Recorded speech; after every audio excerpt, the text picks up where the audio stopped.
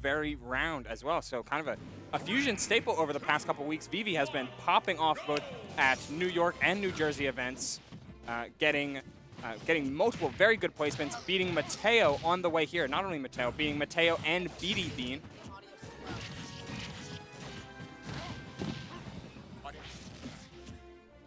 All right. Here we are back into the kind of normal Lucario kind of situation, trying to set up that ledge trap, but it is looking like Jakal is starting to move, starting to get under the way. Ooh. Oh, gets the back throw. Vivi now going to be controlling the stage so confidently as Jakal slowly trying to get a bit of stage for themselves. Yeah, looking to punish on that platform, but getting the dare out of shield, but not quite. It's really loud. All right. Coming down with Nair, punishing off these platforms is something. Oh, he's dead. Yeah, Vivi has been hitting those like so often recently, so his execution has been amazing, getting the double charged August further, so. But right now has to find a way to be able to make it back from the ledge. I like the directional air dodge up. I think that's an interesting option, but Jakal is just in a position to react and punish for sure. Yeah, a lot of times when you're playing as Lucario, you get to play around with your percent in aggressive positions like this. While he does eat the up smash out of shield with a good preemptive strike from Jakal before letting Nair come down on his shield, survivability is the entire key for Lucario. So you'll take light punishes if it means holding onto your stock. As we see here, getting right back to center so he can play into that aura and get to that magic number of 65. Yeah. As soon as you get there, then, you know, obviously you're just going to have so much more pressure. You're just going to be able to just control the pace of the match so much better. Right now, Vivi just catching Jakal slipping that one time, committing to laser at long distance. I like the choices when Vivi goes for releasing his Aura Sphere. It's either at mid-distance to catch Jakal dashing in, or at long distance where he would opt to go for laser. And as a result, he's like consistently winning and getting like the damage in these neutral interactions.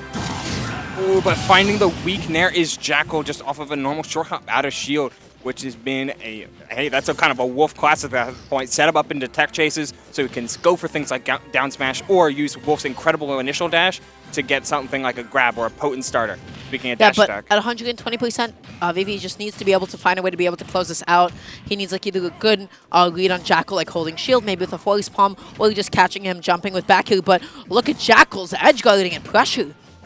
Yeah, all of these Nairs are so potent, and when you least expect it, that's when he goes for those quick instant double jumps and hunts down for back air. Once again, missing the Dare 1 into the Force Palm, something that's not quite true, and especially with high aura, they can fall into a really weird position. But there's the Aura for catching the jump out of shield yet again, and this is kind of normal Lucario situations, right? 109.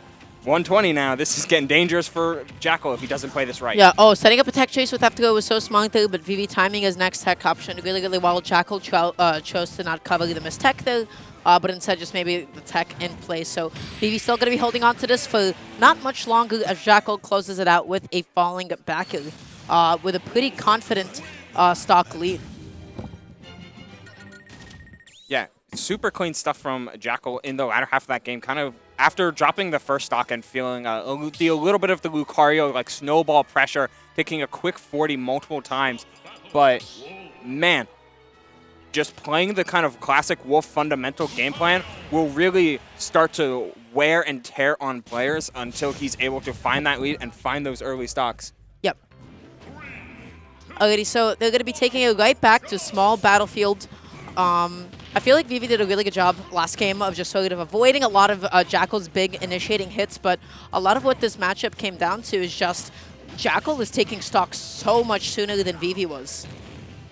Ooh, and he was doing it with things like that, right? Just finding interesting extensions off of the Wolf fundamental play. He's looking to advance this character's kill potential and kill power by furthering his own advantage with things like cross-ups or with interesting shine combos. I really like that just wait on Jakal's next out of shield option. He recognized that situation quite well.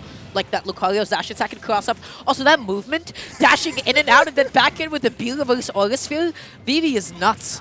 Yeah, it's actually pretty interesting. A lot of Lucario's base attributes are shared by Wolf. Oh my. But I mean, Lucario has extra things like that since he's a little bit more floaty and can punish the get-up attack with this massive Aura Sphere. Aura Sphere, incredible at ledge trapping. Jakal stared into the face of the devil and rolled through it. What a phenomenal play, and rewarded with the kill after getting back onto stage. Yeah, that was an excellent conversion as well. Maybe just catching the Vivi DIing in a little bit, or maybe that's just like the angle that the dash attack sends out regardless. But I gotta say, Vivi's movement is so scary, but he's just never been able to find that one commitment that kills Jakal quite yet. And now he has a lead. He's getting a bit of extra credit here and there. Tries to go for the falling back here, but maybe a little bit too telegraphed as Jakal anti-airs him with the dash attack.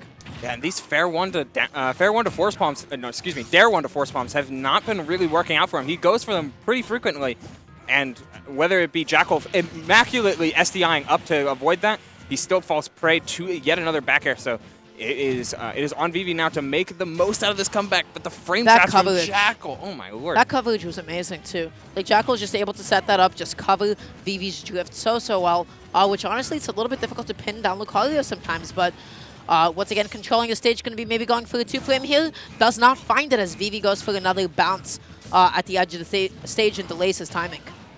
Yeah, finds the dash attack on the up smash punish. Lucario's nair at this percentage is -1 on shield, so you have to respect him nairing on your shield. Oh, just waiting for Vivi's next landing. Yeah, Jakal just played so patiently. He's picking really good opportunities of like when he's playing preemptively and when he's going reactively, right? So there are times that he's like going for a lot of really quick and early attacks just to be able to catch Vivi falling, or sometimes he just waits for him to mess up with like an air dodge. Yeah, almost finding him with yet another frame trap on that same neutral air dodge. Uh-oh. But he misses the turnaround back air. That's so huge, and allowing Vivi to get back into this game with even more of his, even more Lucario's pretty evasive neutral, if given the chance, and evading just enough with that dash back. An important stock because he is at the normal aura percents and climbing. This is a really good point for Vivi still, right? Because, you know, even if he's like 80% down, he just gets a couple of hits in, he can already slowly start to even it up, but then take a stock whenever he wants. Is that down smash going to kill? Not quite yet. I really like the recognition from Vivi to tech in because, listen, you're not dying to that. You're going to be taking damage, but it is your least risky tech option from that position. Yeah, and every little bit of damage helps here. Aura is now hitting at around the 1.8 modifier, now even climbing up to the 2 times, so we're working out a Lucario that can kill now, but so can Wolf. Yeah, hanging on the ledge a little bit too long, and therein lies the biggest issue with Aura, right? Because you have to get to such a percent before you can actually start doing things, and then when you're at that percent, your entire ledge invincibility, just like it's gone in a second. I also like to say, I think Vivi's decision-making for some of his techs were really, really smart, because when he was like at that point, he didn't want to tech roll out because he was afraid of like getting hit by the dash attack. Didn't tech in place, so like miss tech and do like a get up attack because like down smash all would have been able to kill and cover that. But then just chose to tech roll in, which is maybe one of the easiest options to cover. But Jakal's like typical like tech chasing flowchart would not kill off of that. So I just think it was like good decision making just to say, hey, I'm gonna hold this damage. Yeah. And that's what Jakal I feel like is really best at. Just setting up really nasty tech chases and forcing you into making those bad decisions and then vibe checking you.